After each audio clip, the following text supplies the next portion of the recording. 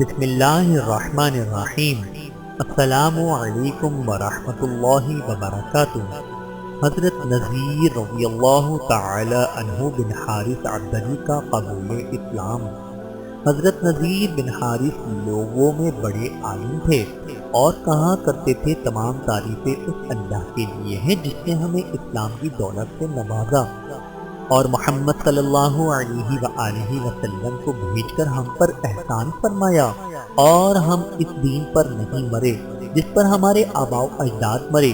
میں حضور کے خلاف قریش کے ساتھ ہر راستے میں کوشش کرتا رہا یہاں تک کہ مکہ فتح ہو گیا اور آپ حنین تشریف لے گئے۔ ہم بھی آپ کے ساتھ گئے۔ ہمارا ارادہ یہ تھا کہ اگر حضور صلی اللہ علیہ وآلہ وسلم کو شکست ہوئی تو ہم آپ کے خلاف آپ کے دشمنوں کی مدد کریں گے، لیکن یہ ہمارے لیے ممکن نہ ہو سکا۔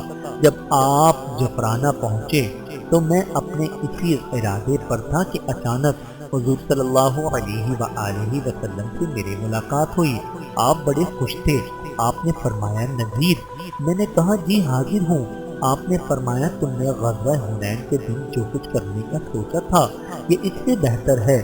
میں لپک کے ذرا آپ کے قریب آیا اور آپ نے فرمایا اب تمہارے لیے اس بات کا وقت آ گیا ہے، تم اپنے دین کے بارے میں غور و فکر کرو۔ میں نے کہا اس بارے میں پہلے سوچ رہا ہوں۔ آپ نے فرمایا اے اللہ اس کو ثابت قدمی میں ترقی نصیب فرما۔ حضور صلی اللہ علیہ وآلہ وسلم کی اس دعا کا یہ اثر ہوا کہ اس ذات کی قسم جس نے آپ کو حق دے کر بھیجا ہے، دین پر پختگی میں اور مدد کرنے میں میرا دل پتھر کی طرح مضبوط ہو گیا۔ پھر میں نے اپنے گھر واپس آیا تو وہاں اچانک میرے پاس بنو دال کا ایک آدمی آ کر کہنے لگا اے ابو الحارث، تو محمد نے تمہیں 100 اونٹ دینے کا حکم دیا ہے، مجھے ان میں سے کچھ اونٹ دے دو کیونکہ مجھ پر بہت زیادہ قرضہ ہے۔ پہلے تو میرا ارادہ ہوا کہ یہ اونٹ نہ لوں اور میں نے کہا کہ حضور صرف میری تعریف قلب کے لیے دے رہے ہیں، میں اسلام کے لیے رشوت لینا نہیں چاہتا ہوں۔ پھر میں نے سوچا کہ نہ تو ان اونٹوں کی میرے دل میں طلب تھی اور نہ میں نے حضور سے مانگے۔